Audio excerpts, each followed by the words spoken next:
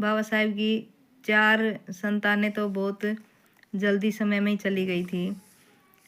उनका नाम था गंगाधर, रमेश, इंदु, राजरतन। बहुत जल्दी ही उनका देहांत हो गया था।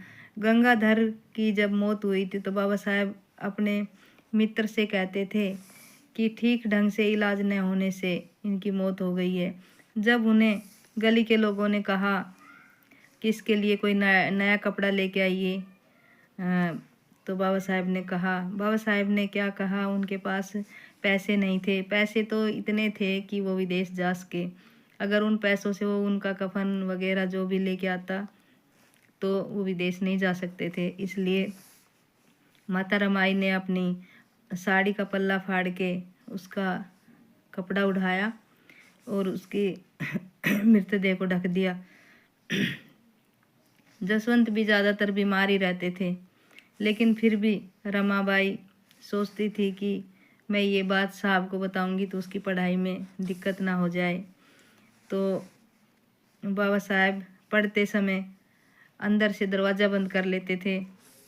दरवाज़ा बंद करके पढ़ते थे। तो जब बाबा साहेब को बार बार बोलती थी, जगाती थी रात को खाना खाने के लिए, जब बाबा साहेब नहीं बोलते थे तो कई बार माता रमाई बिगर खाए ही सो जाती थी, क्योंकि उस समय का कल्चर कुछ अलग ही था। जो महिलाएं थी वो ये सोचा करती कि पति मेरा भूखा है तो मैं भी नहीं खाऊंगी। बिगर खाए ही सो जाती थी। इसलिए ही उसकी तबीयत बिगड़ने लगी और माता रमाई बीमार रहने लगी। तो ये उस समय की महिलाएं सब तो ऐसी नहीं थी, लेकिन फिर भी उस टाइम बहुत फ़र्क था भाई। तो ये कहते बाबा साहेब जब आराम करते थे तो उनके जो दोस्त मिलने आते थे कि आज बाबा साहेब अब इस टाइम आराम कर रहे होंगे, तो माता रमाई उनको धमकाती थी, कहती थी कि अब मेरे साहब थोड़ी देर आराम कर रहे हैं, तुम उनको आराम नहीं करने देते हो, जब वो आराम करते हैं तुम जब ही चले आते हो। तो इससे क्योंकि वो उनको ये चिंता थी कि वो पहले ही आराम नहीं करते हैं और जब थोड़ा आराम करते हैं तो ये इनके दोस्त चल के आ जाते हैं। बाबा साहेब के पास इतना टाइम भी नहीं था कि माता रमाई जब बीमार रहती थी उसके लिए उसका हाल चाल अच्छे से पूछे, बैठे 2 घड़ी। लेकिन बाबा साहेब को तो अपने काम से ही फुर्सत ना थी। वो अपने समाज के लिए बहुत ही दृढ़ संकल्प ले रखा था कि मैं अपने समाज के लिए इतना कुछ करके जाऊंगा कि जो मैंने झेला है, मेरे पूर्वजों ने झेला है, आगे आने वाली पीढ़ी के लिए सुधार हो जाएगा। तो बाबा साहेब जब भी हाई कोर्ट जाते थे, बस जाते वक्त माता रमाई से पूछते थे तेरी तबीयत कैसी है, अब ठीक है। और वैसे उनके पास टाइम नहीं होता था कि माता रमाई के पास बैठ के थोड़ी देर बात करें। इससे माता रमाई को बहुत ठेस भी पहुंचती थी कि क्या ये यही पति धर्म है, मेरे पास थोड़ी देर भी नहीं बैठता है, बात भी नहीं करता है, मेरी तबीयत खराब है पूछता भी नहीं है। एक दिन ये बात माता रमाई ने बाबा साहेब के दोस्त से कहा कि मुझे बहुत दुख होता है, ऐसे बताओ मैं भला कैसे ठीक होंगी, ये मुझसे पूछते ही नहीं है, थोड़ी देर मेरे पास बैठते भी नहीं है। बाबा साहेब ने उसके दोस्त ने भाई बाबा साहेब को ये सारी बातें बताई कि आप थोड़ा टाइम दिया करो, माता रमाई के बारे में पूछा करो, तबीयत खराब है। बाबा साहेब ने कहा अच्छा, क्या रमाई को अगर मैं बैठ के पूछूंगा तभी ठीक रहेगा? और अरे उन्हें ये सोचना चाहिए कि बाबा साहेब के दोस्त ने जब बाबा साहेब को ये बताई कि माता रमाई से आप पूछा करो, बात करा करो, तो बाबा साहेब ने कहा कि मैं उनका इलाज अच्छे डॉक्टर से करवा रहा हूँ और उनकी देखभाल के लिए मेरा बेटा है, भतीजा है, उसका भाई है।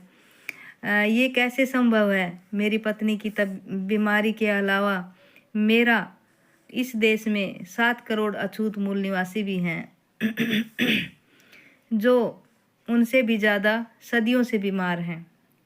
बाबा साहेब और बोले ये असहनीय है, उनकी देखभाल करने वाला कोई नहीं है, कोई भी नहीं है।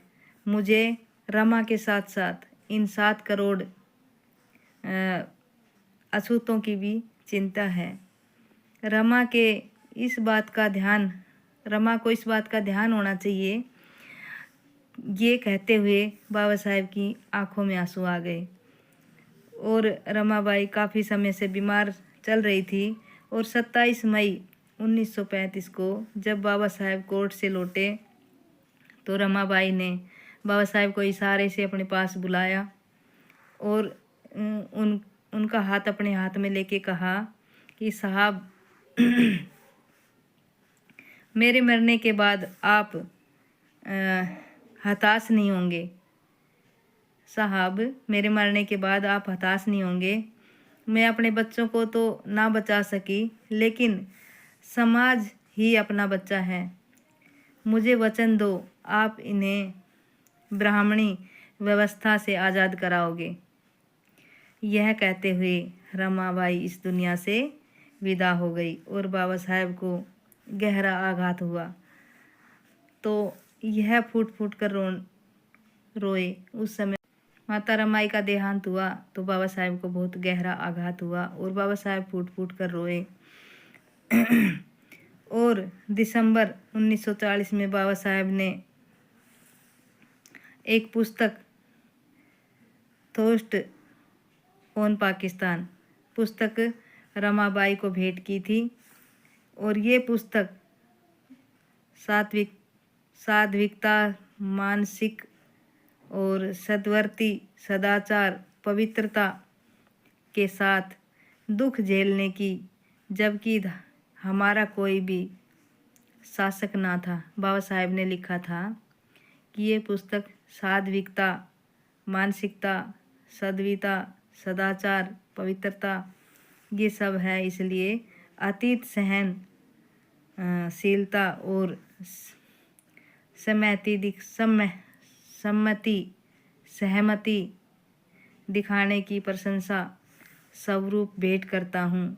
इन शब्दों से स्पष्ट है कि उन्होंने हर तरीके से बाबा साहेब का साथ दिया था। तो भाई जैसा साथ माता रमाबाई ने बाबा साहेब का दिया, सभी महिलाओं से रिक्वेस्ट है, अगर तुम अपने जीवन साथी का साथ नहीं दोगी तो उनका मतलब अधूरापन है। ये दो पहियों की गाड़ी है, इसको साथ साथ चलना ही पड़ता है। और मैं क्या कहूँ, आप खुद समझदार हो। जय भीम, जय भारत, जय संविधान, जय मूल निवासी। वीडियो अच्छी लगे लाइक शेयर करना। धन्यवाद। बाबा साहेब के दोस्त ने जब बाबा साहेब को ये बताई कि माता रमाई से आप पूछा करो, बात करा करो, तो बाबा साहेब ने कहा कि मैं उनका इलाज अच्छे डॉक्टर से करवा रहा हूँ और उनकी देखभाल के लिए मेरा बेटा है, भतीजा है, उसका भाई है। ये कैसे संभव है? मेरी पत्नी की बीमारी के अलावा मेरा इस देश में 7 करोड़ अछूत मूल निवासी भी हैं जो उनसे भी ज़्यादा सदियों से बीमार हैं। बाबा साहेब और बोले ये असहनीय है, उनकी देखभाल करने वाला कोई नहीं है, कोई भी नहीं है। मुझे रमा के साथ साथ इन 7 करोड़ अछूतों की भी चिंता है।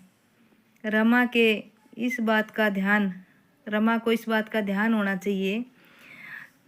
ये कहते हुए बाबा साहेब की आंखों में आंसू आ गए और रमाबाई काफ़ी समय से बीमार चल रही थी और 27 मई 1935 को जब बाबा साहेब कोर्ट से लौटे तो रमाबाई ने बाबा साहेब को इशारे से अपने पास बुलाया और उनका हाथ अपने हाथ में लेके कहा कि साहब मेरे मरने के बाद आप हताश नहीं होंगे। साहब मेरे मरने के बाद आप हताश नहीं होंगे। मैं अपने बच्चों को तो ना बचा सकी, लेकिन समाज ही अपना बच्चा है। मुझे वचन दो, आप इन्हें ब्राह्मणी व्यवस्था से आज़ाद कराओगे। यह कहते हुए रमाबाई इस दुनिया से विदा हो गई और बाबा साहेब को गहरा आघात हुआ तो यह फूट फूट कर रोए। उस समय